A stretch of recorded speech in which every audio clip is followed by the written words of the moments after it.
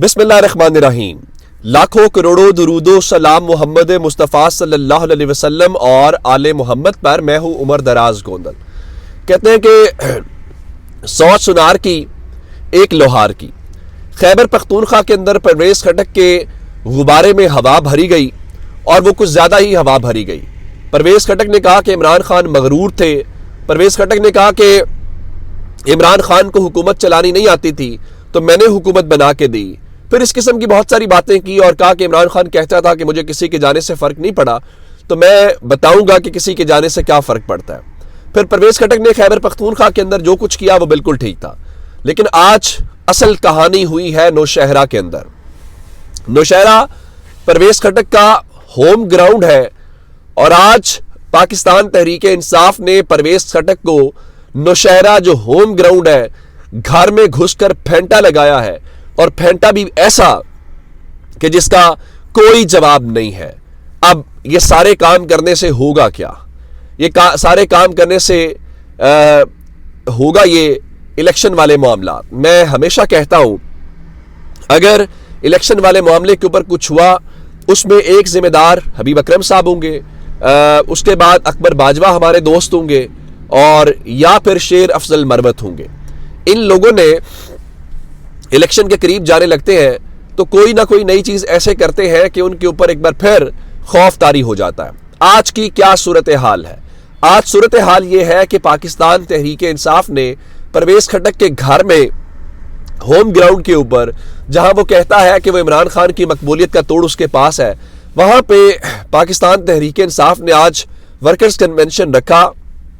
और खैबर पख्तूनख्वा के अंदर जो वर्कर्स कन्वेंशन है वो परवेज़ खटक कर अपना शेर अफजल मरवत कर रहे हैं। और उस दिन बैरिस्टर अली जफर बता रहे थे कि इमरान खान ने खैबर पख्तूनख्वा की आवाम को शाबाश दे के भेजी है और वो बहुत उनसे खुश दिखाई देते हैं। और इसमें कोई शक नहीं है, पेशावर हो, लोअर दीर हो, मर्दान हो या चारसदा हो या बाकी जितनी जगह है, वहां पे पाकिस्तान तहरीक इंसाफ ने तमाम तर रुकावटों पाबंदियों के बावजूद जिस अवामी ताकत का मुजाहरा किया है उसका कोई सबूत नहीं मिलता। लेकिन आज बड़ा चैलेंजिंग फैक्टर इसलिए भी था कि परवेज़ खटक को लॉन्च किया गया है तहरीक इंसाफ को तोड़ने के लिए। लेकिन आज शेर अफजल मरवत ने तहरीक इंसाफ के खिलाड़ियों का इतना बड़ा इज्तिमा किया है कि इसको आप अगर कहें ना कि तहरीक इंसाफ के लोगों ने अब सिर्फ ठप्पे नहीं लगाने बैलेट पेपर के ऊपर, बल्कि उन्होंने डंडे उठा लिए हैं, वो झंडे वाले जिसके ऊपर तहरीक इंसाफ का झंडा है, और वो ठप्पा भी चलेगा और डंडा भी चलेगा। आज जो मनाजिर जलसागाह के अंदर के थे वो तो बहुत ही गैर मामूली है। वो लग ही नहीं रहा था कि वर्कर्स कन्वेंशन है, यूं लग रहा था जैसे किसी भी सियासी जमात का कोई बहुत बड़ा जलसा है। और फिर खास बात यह है कि जलसागाह के अंदर के जो मनाजिर हैं वो अपनी जगह के ऊपर हैं, लेकिन असल मनाजिर या असल जो विजुअल्स है वो जलसागाह के बाहर है। अभी 40% भी काफिले नहीं पहुंचे थे और अंदर का जो ग्राउंड है वो तिल धरने की जगह भी नहीं थी। अब इसका मतलब क्या है? इसका मतलब यह है कि तहरीक इंसाफ को, इमरान खान को और इमरान खान के खिलाड़ियों को जैसे ही मौका मिला है उन्होंने बता दिया है कि ना उन्हें कोई डील चाहिए, ना उन्हें कोई सरपरस्ती चाहिए, उन्हें बस फील्ड दे दे, उसको लेवल वो खुद कर लेंगे। और उसका भरपूर मुजाहरा आज हमने वहां पे देखा है। उम्मीद है कि परवेज़ खटक ने पिछले 4 महीनों में जो कुछ किया है आज उसका हिसाब चुका दिया है, अगला पिछला, और उनको पता चल गया होगा कि आप सरकारी प्रोटोकॉल और सरकारी सरपरस्ती के साथ जो वर्कर्स कन्वेंशन करते हैं छोटे छोटे प्लॉट्स के अंदर, उनमें और अवामी जलसों में और अवामी वर्कर्स कन्वेंशन के अंदर आज जो कुछ हुआ है उसका हमें फर्क नजर आ रहा है। अच्छा, अब मैं आपको बता चुकी ये रहा था कि शेर अफजल मरवत या ये जो बाकी लोग हैं, मैं इनको जिम्मेदार समझता हूं, ये इलेक्शन हमसे दूर लेके जा रहे हैं। अब फजलुर रहमान ने चंद रोजे पहले कहा कि जनाब 2 सूबे बदअमनी का शिकार है, अगर वो बदअमनी का शिकार रहेंगे तो आप कैसे इलेक्शन करवा सकते हैं? अच्छा, फिर कल क्या हुआ कि जो है फजलुर रहमान, उनकी बरतानिया की हाई कमिश्नर के साथ पाकिस्तान में मुलाकात हुई और बाहमी दिलचस्पी के उमूर के साथ तबादला ख्याल किया गया। अब अगली खबर जो है, उन्होंने चंद रोज पहले नवाज शरीफ के साथ भी मुलाकात की थी। आज जो वजीर दाखिला सरफराज बुगटी है वो कहते हैं जी फजलुर रहमान पर हमले से मुतल्लिक सिक्योरिटी का जो थ्रेट है वो हमें मौसूल हुआ है। भाई ये थ्रेट्स हमेशा महसूस होते हैं और आते भी हैं, तो आप कर क्या रहे हैं? कल तो आपके वजीर इत्तलात जो है मुर्तजा सोलंकी जो बड़के मारते हैं वो कह रहे थे जी इंतखाबात 8 फरवरी को होंगे, कोई शक में ना रहे, हम बेहतर हालत में मुल्क मुंतखब हुकूमत को दे के जाएंगे। अगर आपकी ये बेहतर हालत है जो आप दे के जाएंगे तो फिर आप करके क्या जाएंगे? अच्छा, अगली खबर ले लीजिए कि शरीफ खानदान की हवा लाहौर में बैठ के निकल गई है।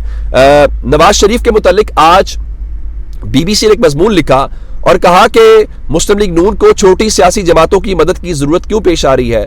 क्या उसकी वजह इमरान खान की मुश्तरका मुखालफत है या फिर कोई और मजबूरियां हैं? तो अब अगली खबर सुन लीजिए।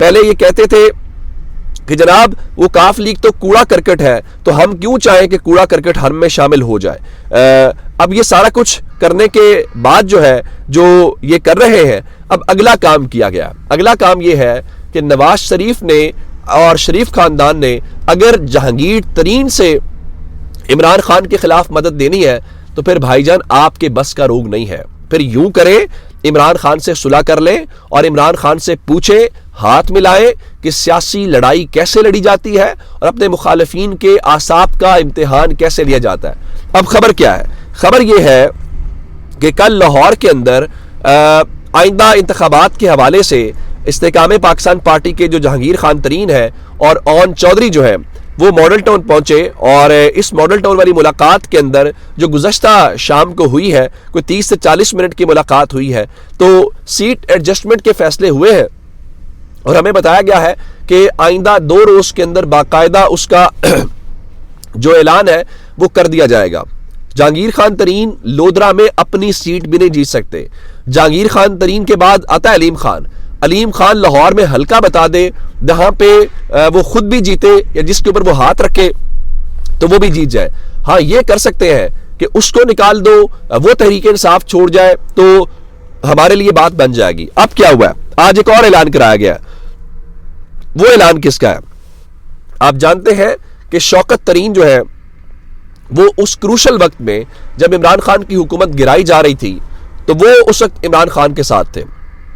इवन कहा जाता है कि उस वक्त के जो ताकतवर लोग थे उनको जाके शौकत तरीन ब्रीफिंग्स भी देते रहे और इमरान खान ये बारहा बात कर चुके हैं कि जनाब अगर आपने इस हुकूमत को अब ये डीरेल हो गई तो फिर चीज़ें हाथ से निकल जाएंगी और किसी के कंट्रोल में नहीं आएंगी, जो कि हमें ज़ाहिर नज़र आ रहा है। लेकिन अब जो शौकत तरीन है, आज उन्होंने कहा है कि वो तहरीक इंसाफ से अलग हो रहे हैं और उसकी वजह उन्होंने सेहत बताई है और पिछले 2-2.5 साल बड़ी मुश्किल के अंदर हुए हैं।